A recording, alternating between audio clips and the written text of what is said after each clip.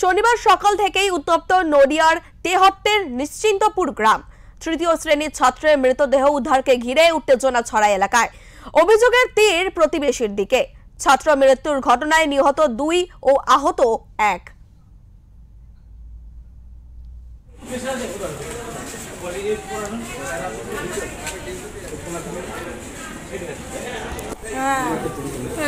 শুক্রবার দুপুরে মাঠে খেলতে বেরিয়ে আর বাড়ি ফেরেনি তেহট্টের নিশ্চিন্তপুরের তৃতীয় শ্রেণীর ছাত্র স্বর্ণার্ব বিশ্বাস।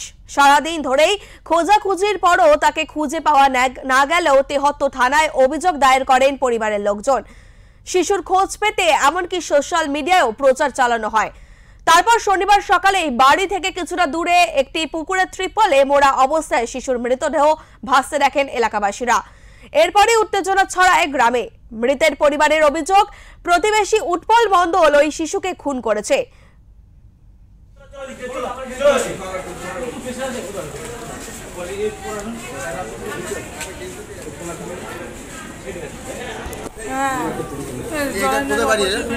জানিনি, আমাদের এখানে অপারেশন হয়ে গেল কদিন আগে।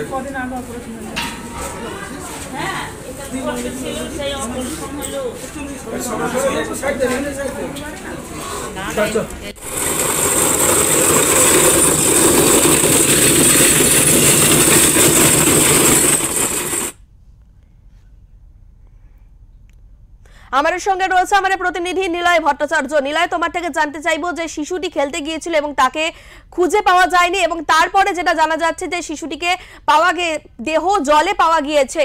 পরিবারের ঠিক কি অভিযোগ রয়েছে? দেখো কোয়েল, একদমই আজ প্রথম সকাল থেকে কিন্তু একেবারে দফায় দফায় রণক্ষেত্র হয়ে ওঠে এই তেহট্টের নিশ্চিন্তপুর। অর্থাৎ এই গ্রামে একটি শিশু ক্লাস 3য় শ্রেণীতে পড়ে।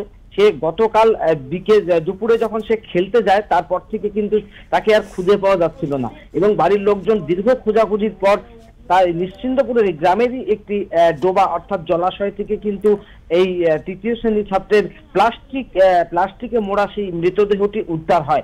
অর্থাৎ যেখানে উদ্ধার হয়েছে তার বাড়ির পাশেই কিন্তু উৎপল মণ্ডলের বাড়ি। অর্থাৎ উৎপল মণ্ডলকেই কিন্তু তার পরিবারের লোকজন সন্দেহ করেছিল, এবং স্বাভাবিকভাবেই এই সন্দেহের বশে এই উৎপল মণ্ডল এবং তার স্ত্রী সোমা মণ্ডল সহ বাড়ির পরিবারের লোকের ওপর কিন্তু চড়া হয় স্থানীয় বাসিন্দারা। অর্থাৎ তারা কিন্তু গণরোষের মুখে পড়ে, এবং গণরোষের শিকার হয়ে তাদের কিন্তু বেধড়ক মারধর করা হয়, এবং মারধর করার পর উৎপল মণ্ডল এবং সোমা মণ্ডল সহ আরো এক মহিলাকে প্রথমে পুলিশ উদ্ধার করে নিয়ে যায় তেহট্ট মহকুমা হাসপাতালে। সেখানে কিন্তু কর্তব্যরত চিকিৎসকরা উৎপল মণ্ডল এবং সোমা মণ্ডল দুজনকেই মৃত বলে ঘোষণা করেছে, এবং স্বাভাবিকভাবে আরো এক মহিলা তিনি কিন্তু চিকিৎসাধীন রয়েছেন তেহট্ট মহকুমা হাসপাতালে।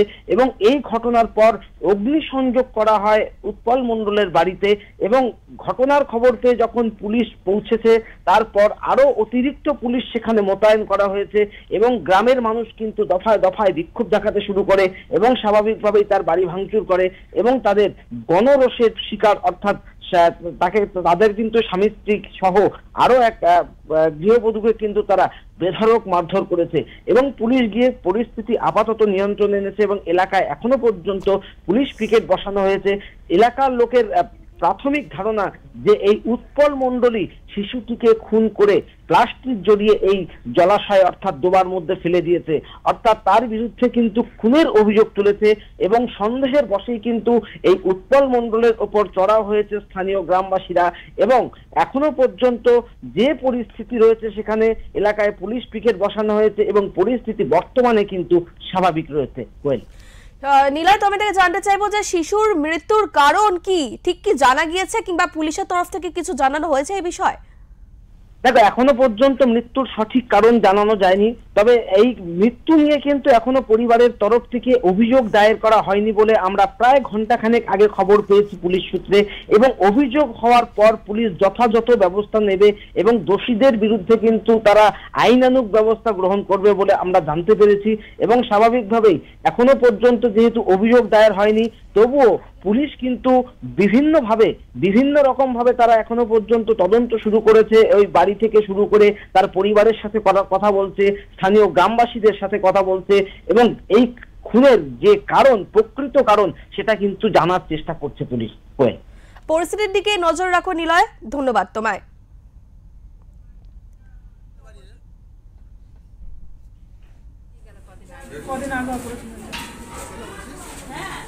দেখুন, ছেলেটা কাল 2:30 থেকে নিখোঁজ ছিল।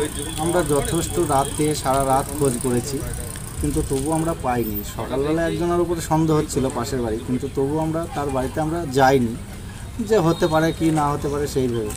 কিন্তু পরবর্তী সকালবেলায় আমরা যখন ছেলেটাকে আর কোনোভাবেই পেলাম না, আমাদের সন্দেহ হলো যে ওর বাড়িতে থাকতে পারে।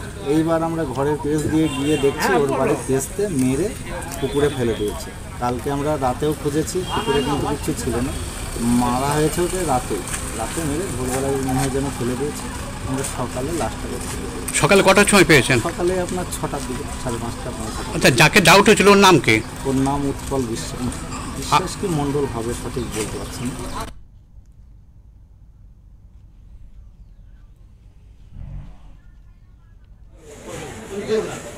চলো